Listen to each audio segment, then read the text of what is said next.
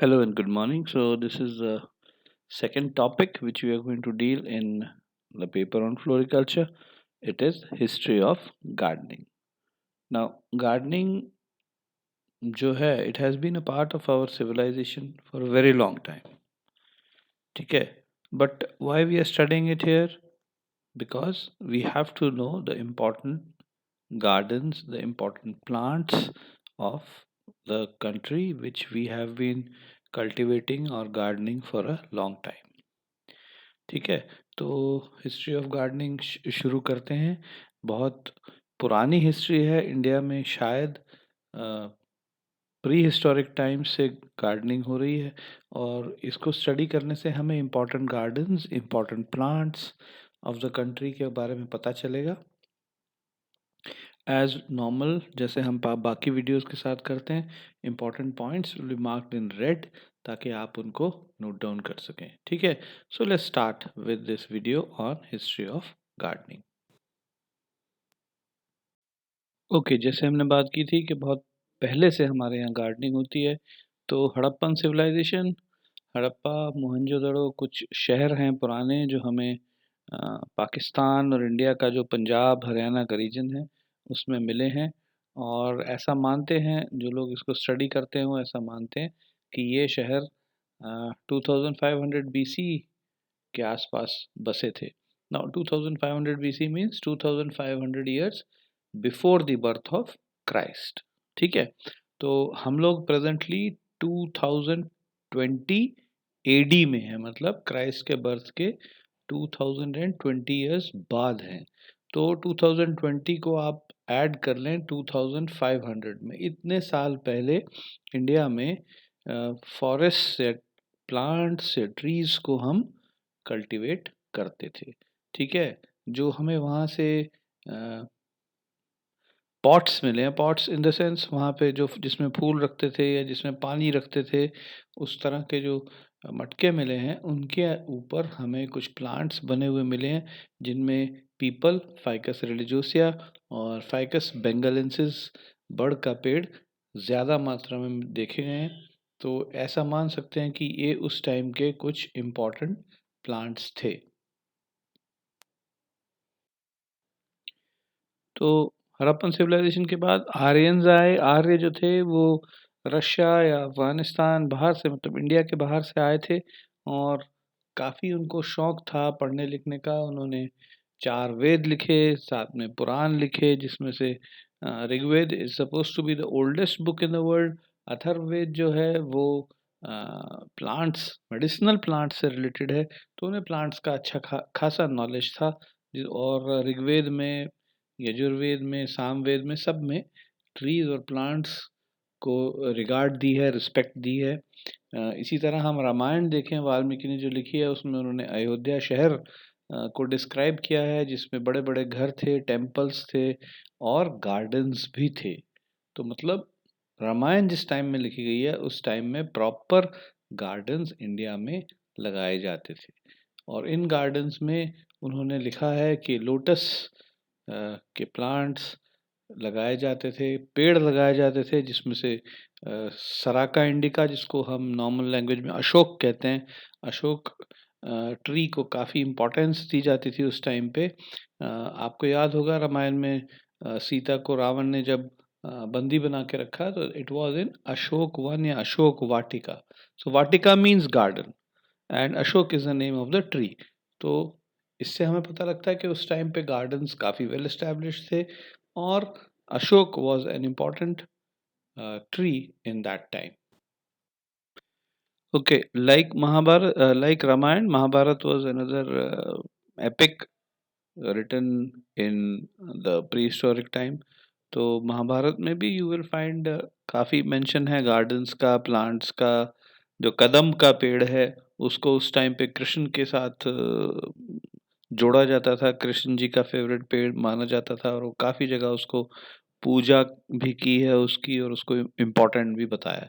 तो जो आर्यन टाइम था उसमें काफ़ी सारे ट्रीज और काफ़ी सारे प्लांट्स को लगाया जाता था गार्डन्स में। अलग अलग टाइम पे अलग अलग ट्रीज को इम्पोर्टेंस दी जाती थी। ठीक है, इसके बाद बहुत सारे किंग्स आए बीच में, उन्होंने गार्डन्स वगैरह लगाए।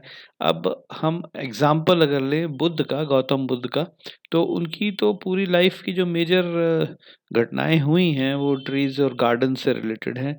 उनका बर्थ जो है, ऐसा माना जाता है कि एक गार्डन में हुआ था, अशोका ट्री के नीचे। उनकी मदर जो थी वो नेपाल की प्रिंसेस थी, राजकुमारी थी, और उनकी मैरिज यूपी में किसी किंग के साथ हुई थी। तो वो जा रही थी यूपी से नेपाल, रास्ते में Gautam Buddha was born under an Ashoka tree.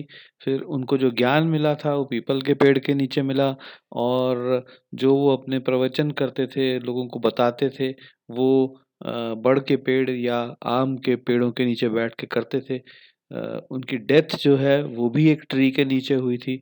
एक छोटा-सा ग्रोव, यानी कि छोटा-सा एक जंगल लगाया हुआ था साल के पेड़ों का, उनके नीचे उनकी डेथ हुई थी। तो उनकी लाइफ में काफ़ी इम्पोर्टेंस रही है ट्रीज़ और गार्डन्स की।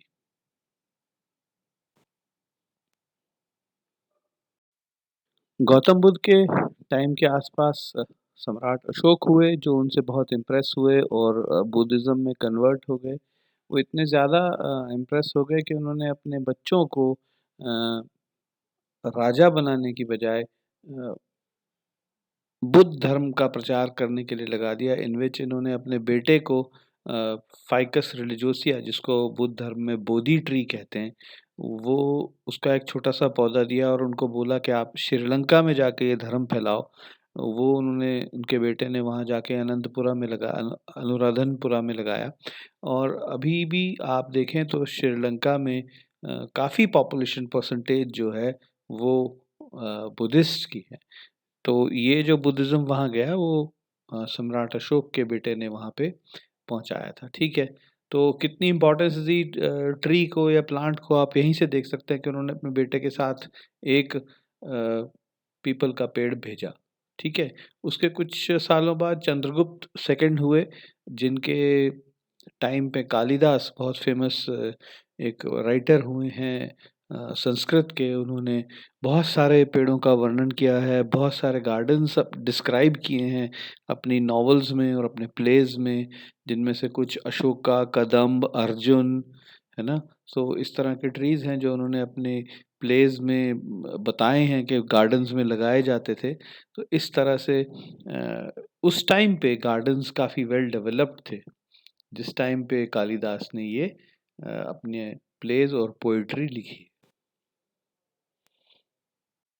कालिदास के टाइम पे वात्सायन भी हुए हैं, वो भी एक राइटर थे, उन्होंने बहुत सारी बुक्स लिखी हैं। तो उन्होंने 4 तरह के गार्डन्स डिस्क्राइब किए हैं अपनी बुक्स में। इट मीन्स कि गार्डनिंग इतनी डेवलप हो चुकी थी इस टाइम पे कि गार्डन्स के भी टाइप्स होते थे। ये नहीं कि बस घास लगा दी, नीचे फूल लगा दिए, आस-पास गार्डन बन गया, नहीं। Types of gardens depending on कि वो गार्डन कौन यूज़ कर रहा है, किस काम के लिए यूज़ कर रहा है। जैसे नंदनवन है, it is dedicated to Krishna, Krishna के लिए बनाया गया है, कृष्ण के मंदिर के आस-पास बनाया गया है। तो उसमें नेचुरली कदम के पेड़ होंगे, कृष्ण जी से रिलेटेड फ्लावर्स होंगे। इस तरह से उन्होंने 4 तरह के गार्डन्स डिस्क्राइब करे हैं अपनी बुक्स में। इसके बाद जो मेन पीरियड आता है वो मुगल्स का आता है। काफ़ी देर बाद अ, कोई ऐसे किंग्स हुए जिन्होंने पूरे इंडिया को एक देश की तरह चलाया। वो मुगल्स थे, ये बाहर से आए थे, they came from Russia and Afghanistan. और इनमें से पहले जो राजा थे बाबर थे। बाबर ने सबसे पहले आके पानीपत और आगरा में गार्डन्स बनाए। दिल्ली में राज करते थे। पानीपत और आगरा रास्ते में पड़ता है, दिल्ली से ज़्यादा दूर नहीं है। इसलिए वहाँ उन्होंने गार्डन्स बनाए, ठीक है।